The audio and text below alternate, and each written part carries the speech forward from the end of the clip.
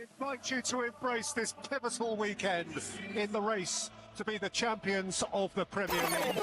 You're listening to FPL Copy Talks. Arguably the best FPL podcast in Singapore. It was never a debate. It was always a debate. never It was always a debate.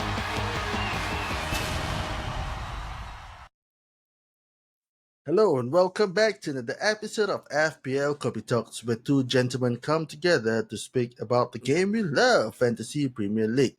This is FPL Copy Talks, FPL Playbook, your ultimate guide to mastering Fantasy Premier League.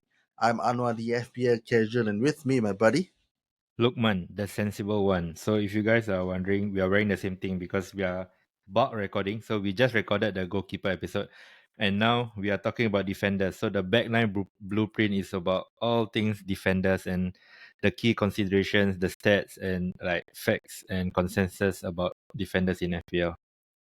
Yep, I really love this discussion because I think for goalkeepers, we've had many varying opinions on how to go about with your defenders, and I think there are some I would say myth or misconceptions about defenders that we like to uncover in this episode. If you're listening to this, like I mentioned earlier, this is the FPL Playbook. This is our series to guide you through FPL pre-season for new and engaged listeners both alike. If you're liking what you're listening, don't forget to subscribe to our Spotify channel. If you're watching this on YouTube, to subscribe on YouTube and to give us that 5-star rating. Let's get into it. This is the FPL Playbook, the Backline Blueprint. Let's go! This is the FPL Playbook, your ultimate guide to mastering Fantasy Premier League. Whether you're just starting out or a seasoned pro, this podcast series covers everything you need to know. From building a winning team to discovering game-changing strategies, we're here to transform casual players into engaged enthusiasts. Get ready to elevate your FPL game. Love it, All bro, right. love it. So in this episode, what we're doing is we'll be talking about defenders. So just a quick overview on defenders. You have 5 defenders which you need to select in your FPL team, and of which at least 3 of these defenders need to start the game, right? Yep. So that's the basic one.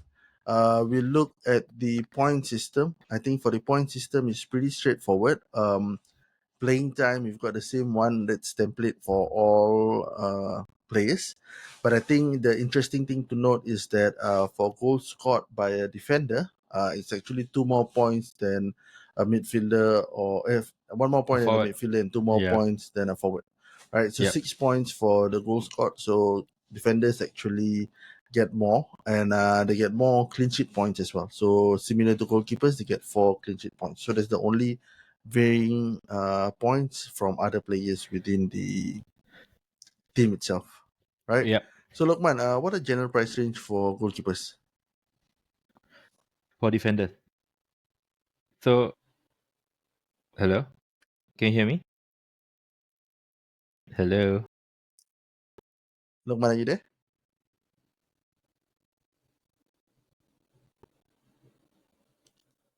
Lokman, I can't hear you. It's lagging. hello.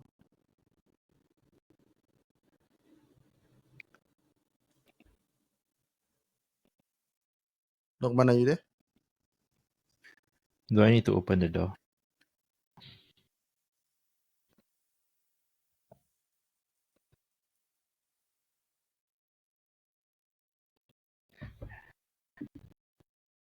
Can't hear you. Okay, now I can.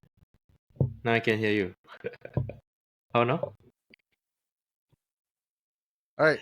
So yeah. So all right. So moving forward, what are the general price range for defenders? I think defenders generally range from 4 million to more than 5.5 million, right? So I think it's quite a wide range. The cheapest is at 4 million, and then you have up to I think last season it was 8 million for Trent Yeah, Alexander-Arnold yeah. from Liverpool. Yeah. Correct. So again, we'd like to classify what we would call premium defenders. So premium defenders here are players who are 5.5 million and above. So generally, these are the players that would classify as premium defenders, and I think we have quite a few in that sense.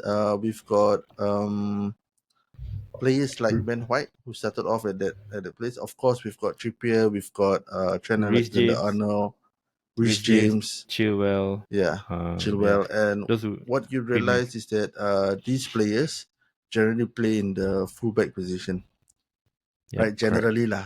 But then you also have top ones like your Saliba, Van Dijk, Ruben Saliba was Diaz. 5 lah last year, but he will be 5 this year lah. Yeah, a Yeah. bit higher. Yeah. So these are So your yeah, premium defenders. so the budget, right, 4 to 4.5 million. It's very rare to find a 4 million starting defender. If there is one, right, the player will be golden. It will be in every team. If you have a 4 million starting Yeah, he would be. defender, Yeah. it would no okay. Depends lah. Depends. I think Luton had Amari Bell 4 million, but he wasn't really that golden. But it depends lah. Yeah. Yeah. Okay. They also had Kobore, who started out at the season, but he wasn't very golden. Yeah. He Anyway, was. yeah. He So wasn't we nailed. have budget. He Yeah. wasn't. Yeah. So we had Yeah. like I think a decently priced goalkeeper who's a decently Defender. priced defender who would come at 4.5 million to begin with, right? And then you have mid Yeah. price, which is about 5 million, and then anything more than 5.5 million above that will be your premium defenders. So, Yeah. Lokman, maybe you want to share what are some of the consensus that we have about defenders in Fantasy Premier League? Yeah. So defenders are usually players who are generally cheaper than midfielders and forwards. So they kind of provide value and Mm-hmm. flexibility for your squad. And also Mm-hmm. like there's always the fullbacks and wingbacks, right? There's always the potential to haul big because a clean sheet and an attacking return, clean sheet and assist, right, can get you 12 points with 3 bonus points. So that's a big haul just Mm-hmm. by one lucky assist. So there's always the potential. Yeah, so yeah, defenders they are more often the lowest scoring player, hence they are the most cheapest player too in the Yeah. position. So yeah, I think yeah, these are the most general consensus. And also most managers only play 3 defenders because of the lack of Okay. potential. Yeah. Do you agree with Yeah. this consensus? Do you have anything to add? Yeah, generally I feel that last episode we talked about goalkeepers. I think defenders are just slightly above goalkeepers in that sense, because they have the potential to return with assists and with goals, unlike goalkeepers. But of course, if you look at other positions on the pitch, for example, your attackers and your midfielders, I think the FPL point system generally rewards them more than goalkeepers. Than defenders, I would say, Ye- right? Okay. So I think I have to agree that most of the time defenders they don't give you that much value in terms of, let's say, picking an additional defender ahead of a midfielder, right? Yeah. But that being said, I think I agree. Defenders basically give you that flexibility in terms of how you want to shift around your strategy Yeah. moving forward, whether you want to shift to a 4-4-2 position, Yeah, correct.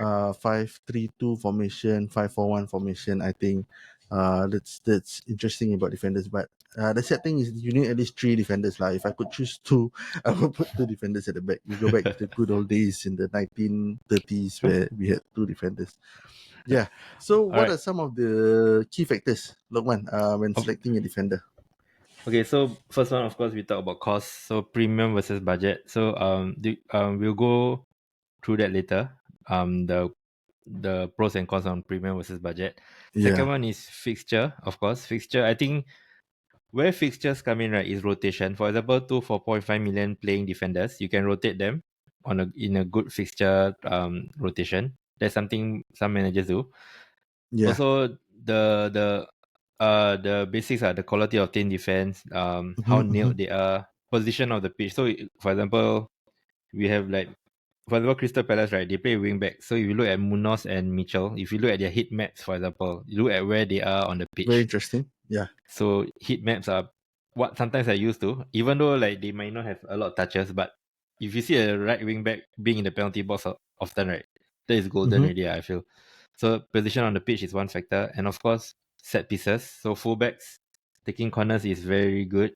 You can get clean sheets, you can get assists from there, and also centre backs. So actually, sometimes when you look at centre backs, right, you Yeah. can see, for example, like Ben White, right. I know he's not a centre Mm-hmm. back lah, but his role in corners, right, is just to block the goalkeeper, for example. So he will never score a header Okay. lah. I think it's very rare for him to score. They are usually targets like it's very obvious for some teams, but like yeah, so those dominant defenders in Yeah, for there. example, like your Gabriel. Gabriel is like always Yes. targeted for the corners, and then yeah, Y- I agree Yeah, with yeah. you. I think there are quite a number of factors. I think at the end of the day, the main one would be budget lah. I think we look into team structure later, budget. But of course, if you're doing your own homework and your own analysis, I think it's very important to look at the team structure or the team tactics that they play in, right? Yes. I think that's very very important. Like especially when you talk about fullbacks, especially with this modern football, I think this is a discussion that we'll have later. Fullbacks versus defenders, because generally fullbacks Centre have backs. more fullback versus centre backs. Yeah, Yes. we talked about that a bit more, but I think let's look at some key statistics that we can deep dive as well to see, to maybe help us with our analysis. I really like Lokman's touch on the heat map. I think that's interesting as well. So we can look at that. And I think there's one more thing which we can consider as well, and I think this is not mentioned here. It's called out of position players. So I Yep. think that OP players are basically they are not playing, not pure defenders. They are probably midfielders, but listed as defenders in FPL itself. So do you have any examples at the back of your head Okay, so for from the last our season, right? position? Mm-hmm. Ryan Abnori. So this was because of injuries in the Wolves Mm-hmm. team. He did play up front. Sorry, left wing in the front three. So that is one example of our opposition. I wouldn't say wing backs are our opposition, right? Even Yeah, I though they are wouldn't say they're super our position, advanced. Yeah. but I think So a couple of seasons back we had Lundstrom, Lord Lundstrom. yes, he was He a was box to box correct midfielder listed who as a defender. and he did score too. I remember he got 2 goals and 1 assist in one game week. Crazy, but yeah, Yeah. Lord Lundstrom is a legend. But yeah, other than So him, there's not much, I guess. So overall, key statistics to look at is probably historically for the team, how many clean sheets the team has, and again, like Yeah, similar discussion last week for your defenders, clean sheets that the defenders would take. I think this take a bit more precedence in terms of for defenders because they don't have the save points, so the clean sheets are important in that sense. yeah, it is. Minutes It is. played also. I think minutes played. I think you want players who play stay on the pitch more. So if you look at the average minutes played in last season, it gives you an indication of like how involved they are in the team. And also, I mean, this one is a bit tricky lah because coming to the new season, we don't know if the manager have whether new signings would affect the minutes, etc. But I think goals and assists and I think attacking returns is something that we should look at as well. So Yeah, if you look at last season, 23-24, the top let me just list down the top 5 or top 10 defenders from number 1 to number for 10 points. for points, for total Yeah, points, right? So for we have Ben okay. White. All right, so number 1 is Ben White from Arsenal, 2 Saliba, 3 Gabriel. That's a hat trick of Arsenal players in the top 3 Mhm. positions. They mainly benefited from the clean sheet uh, points. So these 3 players had 18 clean sheets altogether, and I think that's where they contributed the points. Then you have Poro from Tottenham Hotspurs, who had 11 attacking returns. I think the most among all one of the Defenders. most out of the defenders. And then you have Walker, Shah, Vadio, Trent, Alexander-Arnold, and Joaquin. So these are players. So it's a very wide variety of players. So there's not one metric or statistical metric that actually quantifies like that says okay, clean sheets only will Yeah, get you your point. So it's a mix of clean sheets and attacking returns. So correct. if you look again, like what we discussed in the goalkeepers, Pickford a gem at the top for saves as well as clean sheets. In defense, we have Ben White, who's a gem because of clean sheets, and he had 9 attacking returns, 4 goals, and 5 assists. So that's really good as well. And in number 4, Poro, despite not keeping despite keeping less than half the clean sheets of Gabriel, right? Yeah. He's had his 11 returns actually put him just behind Gabriel in terms of total points. So we see that balance over there, right? So Yeah. it's both It's clean sheets and attacking returns. And with this discussion, I think clean sheets benefit your centre centre backs a bit backs. more because centre backs have lesser attacking return potential. Yeah. So I think if you're looking at centre backs, you're probably banking on the team's clean sheet potential. And Yep. if you're looking at full backs, then you're probably banking on their attacking returns. Yeah. So Yeah. these are the two basic stats to look at in terms of your selection. Any other stats you want to touch on, Lukman? I think we should just move on to the discussion. So let's move on to the pros and cons for budget versus premium defenders. What do you have for us, bro? All right. So this is very very interesting because I mean, like we discussed last week with goalkeepers that we stay away from premium defenders. Yep. For premium goalkeepers, right? But for defenders, it's a bit tricky in the sense that despite only playing despite only playing 25 games, right? Trent Alexander-Arnold, who's at 8 million starting of the season, actually still finishes within the top 10 of Points. the defenders of the Yeah. points amongst all defenders, right? So 8 Yep. million, he had 122 points. That averages out to about 5 points a game. So it's pretty decent returns for Trent Alexander-Arnold. Yep. And of course, if we look further down the spectrum, right? I think Ben White is a premium defender to some extent, right? Poro wasn't Van Dijk, okay, Trippier, Ruben Diaz, Trent Mm. Alexander-Arnold, Robertson. These players are all pretty expensive, like 5.5 million and above. But again, I think my discussion with premium versus budget is one thing. The first layer is to look at the points per million potential, right? So the points per million potential. So if you Yep. look amongst the top 10 premium defenders, the average point per million comes down to about 20 points per million, right? Okay. So that's Okay. about the same as an average goalkeeper, 4.5 million goalkeeper that we discussed last week, right? So Okay. this is the Sorry, value, sorry. right? For every Sorry. The average is 20 for points per million for who again? for For the premium defenders, for the top for 10 most expensive defenders. okay. So that's 5 million above, right? That's That's 5.5 to million and above. 5.5 million. Okay. Yeah, Can 5.5 million above. so 20 All right, and million. if you look 20. Okay. at if you look slightly down at 4.5 million, like the top 10 below 5 million and below, right? Okay. 5 million and below. So I'm just splitting this into two spectrum. 5 and below. 5 and 5 below and and below and 5.5 and above. 5.5 and above, right? So 5 and Okay. below. The average point per million here is 24 points per million. So that's a average 4 point per million more for a Cheap. non-premium defender, All right. Top 10, right? right? Okay. Okay. So, but Okay. that being said, right? I mean, we see that of course, the returns from budget G- is slightly higher, right? We see about 4 million. But the difficulty in a budget defender is selecting the right budget defender, Yeah. right? Correct. So that's I think the struggle there. With premium defenders, you more or less guaranteed. I Guarantee. won't say Yeah. guaranteed lah. You more or less get the points when they are playing. So for example, like we see with the example of Trent Alexander-Arnold, right? So if we discount for the number of games that he played, right? I think you probably get a higher value for appearances. You get what I mean? Yep. So each Correct. time he's fit and he's playing, you probably get more value out of that.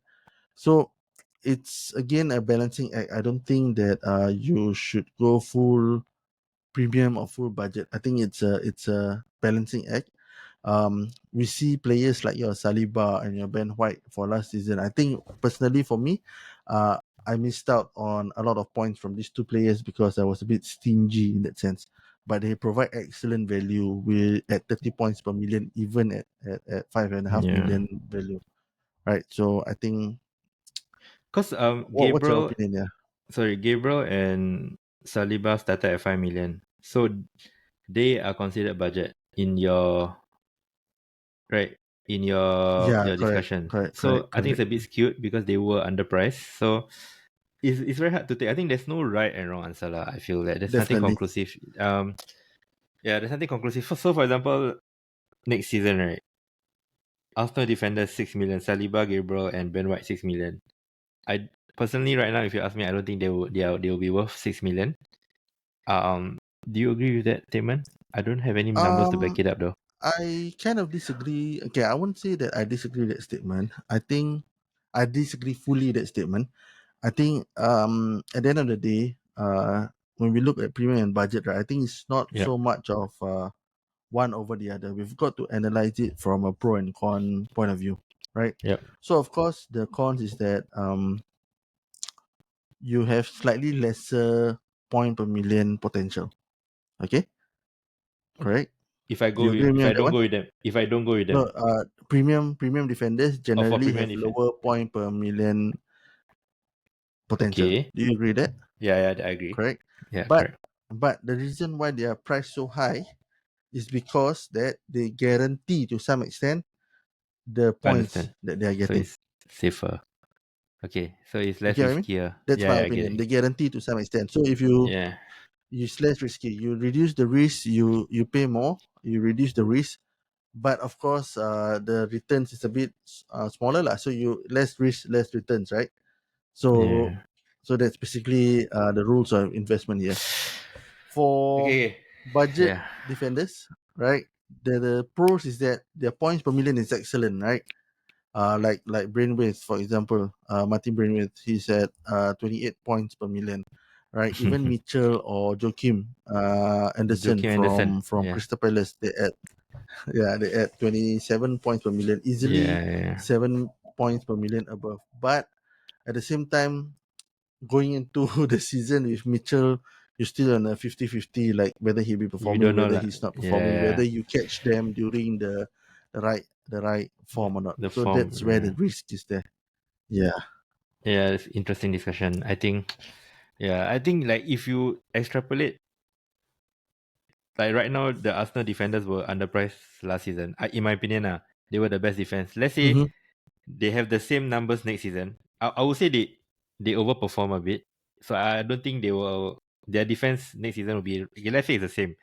Means the PPM will be even lower because they will be priced higher next season. Right? Correct. If But I they think you are perform the guaranteed the same. points. Guarantee, Correct. yeah, You are true lah. guaranteed the points. But by the end of the day, I think that's not a fair discussion because we have a hindsight 2020 for that.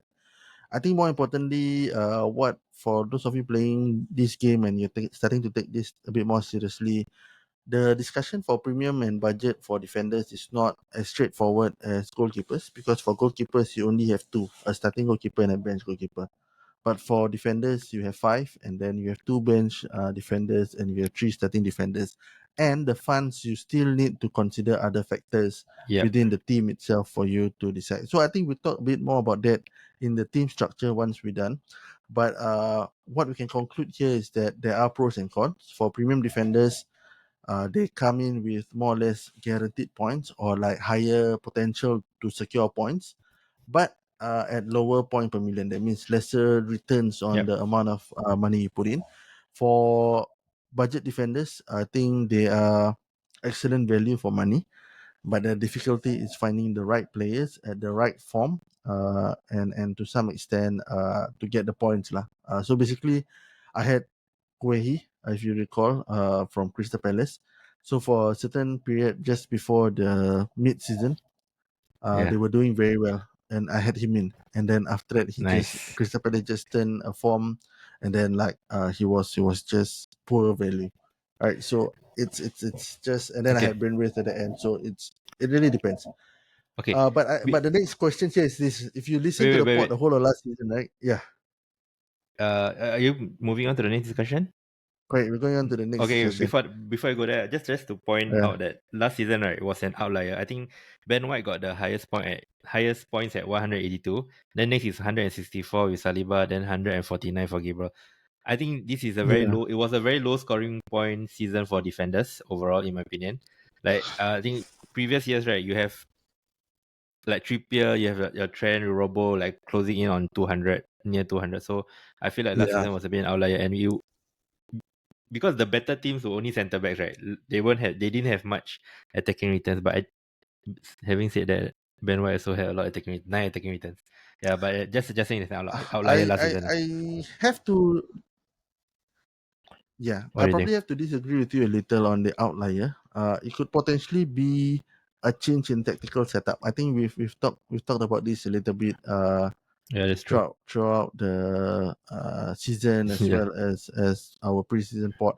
I think fullbacks, even for a team like Liverpool who had generally marauding fullbacks, last season they yeah, even had inverted fullbacks with Trent shifting into the middle, Conor Bradley when he coming on, and so the roles of fullbacks have changed quite a little bit. Which then okay. comes to my next segging into my next discussion, right?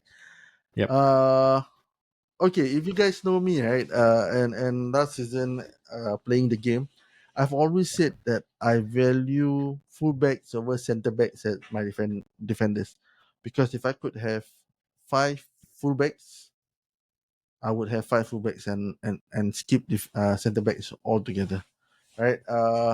What's your thoughts on this one? Fullbacks over centre backs, Yeah, or same as you. just I don't know. Centre backs are pretty boring to own. To be honest, like even like the good ones like Van Dijk are expensive to own. I'd rather pay the extra for fullbacks. But that's the general consensus lah. But for you, I want to ask you why why do you say that? Why 5 fullbacks over so centre backs? basically, okay, let's look at the point system itself. Okay, defenders will get clean sheet points, right? That's something different from the rest of the positions, right? More clean sheet points. This is the same regardless if you're a centre back or you're a fullback, Okay, okay, correct? All right. okay. Now, the additional points that you get for a defender over other position is your attacking returns, right? Your assists and your goals, Assist same. right? Assist same, yeah, but okay, so assists and goals, right? But if you look at tactically, a fullback has more potential for assists versus a centre back, and Goals.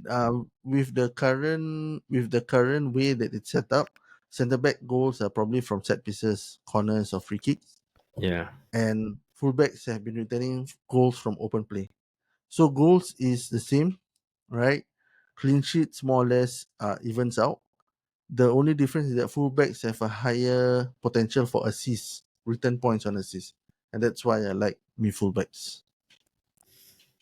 What about you? Yeah. Yeah, same. I think usually they say okay, two assists is equal to 1 goal for defenders. 3 times 2 and 6 points, right? Okay. So Yeah. what we are saying here is 2 assists is more likely than a goal for a centre back versus a fullback. But now, right, fullbacks like Poro, for example, they not only assist, right? They score too. Mitchell Exactly. also score. Yeah, so I think the fact that they can score too, which is probably not that common back in the day. When I started playing seriously 6 seasons ago, but now that the tactical evolution. But okay, let's talk about the evolution. Now that centre back, fullbacks are inverting, right, because of Pep, right? But right now, right, towards the end of last season, right, Pep decided to play Vardiol at left wing because just try to be different. I think maybe he might Okay. turn one circle. What do you think? He might Before go back. before we talk about that, right? So basically, what we've done so far is evaluating fullbacks versus centre backs purely from eye test, what we see, Yep. correct?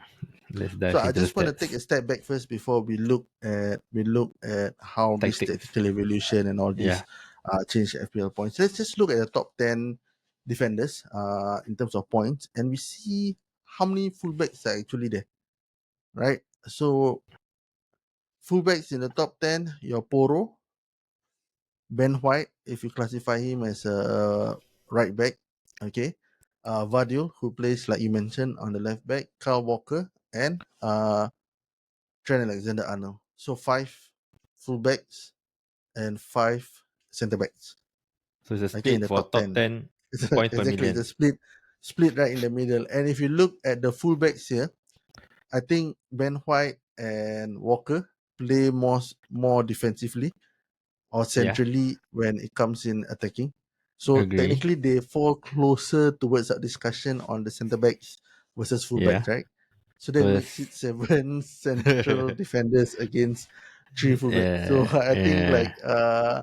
it doesn't. I don't know. Like Okay. I'm just looking at these stats here. It Okay. doesn't really. Who's the three fullbacks? Yeah. Trent, Vardiol, and Poro. Yeah, Trent missed Yeah, a season. and even Vardiol in that sense, he's Yeah. traditionally operating as a centre back, Yeah, right? lah, but he was a So left I winger. think he was a Yeah. left winger. So you're down Yeah. to like only 2 proper fullbacks. So I think it's something which probably 2 or 3 seasons ago when you have Trent and Robo just running down the pitch, and then you have like Mitchell. Who else are your fullbacks that were doing there? I think we're missing that kind of fullbacks now. Like Yeah. who else operates at fullbacks Wing backs. that were okay? So okay, maybe because maybe if you look at these stats itself, right? Maybe it's a bit skewed in the sense that it's the full 38 games, right? Yep. And I think throughout the season, not all teams would play the same tactical formation or same tactical setups. Yep. So there is still that potential for you to gain points from fullbacks, for example, to catch Yeah. the Aidnuri points, Yeah, to the wing catch backs, your Mitchell especially. points, the wingback points. Yeah. Yeah, but again, like if you look at the 23-24 data, it doesn't support that lah. It Yeah. It's doesn't because of support that Arsenal lah. point entirely. It's because of Yeah, Arsenal it centre does. backs. The Yeah, okay. I Arsenal think that's a centre very back. good point. That's a very good Yeah. point because there were not many clean sheets to begin with. So Yeah. And therefore, right? Therefore, each clean sheet point is a differential. You get what I mean? yeah, correct. That's why the You get what I mean? skewed So of each clean sheet yeah, point is a differential, and because Arsenal kept a lot of clean sheets, right? It yeah, becomes a differential for the defenders, right? So yeah, I think brain weight is there. Brain weight, breath weight. I don't know yeah. why I'm saying brain wave with him, but yeah, like he's there Brand also with because he said 12 clean sheet. 12, But 12 clean sheets, four returns, four attacking yeah, returns. Yeah. correct. Otherwise, it's a bit tricky that way. Personally, if you ask me, what would I do with these stats moving into the new season? Yep. I would still go Well, with my fullback bro. yeah, yeah, yeah. Yeah, Same. I think so too. because I don't know whether I'm being stubborn. If you're Ah. listening to this, you disagree with us.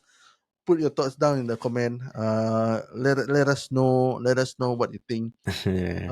I think it's a bit more challenging because the attacking return potential, the baseline is that clean sheets are the same. This is my personal take. Clean sheets are the Yeah. same. Goals more or less even out because you got goals from open play versus goals from set piece. And then the assist potential is from the fullbacks itself. Yeah. So it's a difficult one lah to really put it that way. But I'm still going with my fullback purely on grass. But Yeah. yeah, that Same. being said, let's move on. Tactical setup, like they are changing now, I feel right? yeah. Inverted fullbacks, whatnot. You have, I think, it's really important to look at that. I think it's really really important. For example, if you look at Spurs, right, Tottenham, right, I think you've at the start of the season I had Destiny Udogi. Yep. Unfortunately, it wasn't my destiny to to benefit from him. But he Yeah. was Yeah. operating at a more inverted role, so he was very advanced in the pitch, but he was closer towards the center of the pitch. So he Yeah. didn't really return much with that assist or goals. He was there to support the attack, but he didn't return much. And Poro, on the other hand, he's a more wider fullback.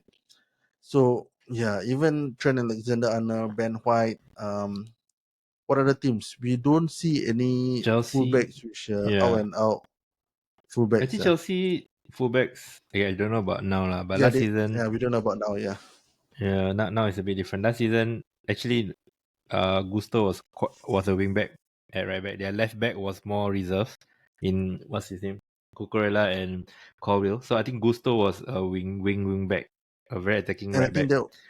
that wasn't by choice. Anyway, Yeah, and what we'll Vardiol. do is that we will have a team by team review after this FPL playbook. So we will look at slightly some different structures that they have, and then Yeah. we will discuss that a bit more. Yep. Okay, I think we should just end this conversation on defenders. Thank you for anything else you want to add, bro? before I wrap it up? Yeah. So just a quick summary for defenders. Three Yeah. defenders that you need to start.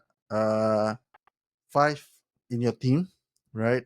Defenders give you that flexibility in terms of shifting your tactical formation. Yep. Right. Generally, the discussion versus budget versus premium defenders, we can only evaluate further when we look at the team structure, overall team structure, including your midfielders and attackers, and how you want to set up your team with the budget that you have. It's not conclusive here. Yep. Fullbacks versus centre backs.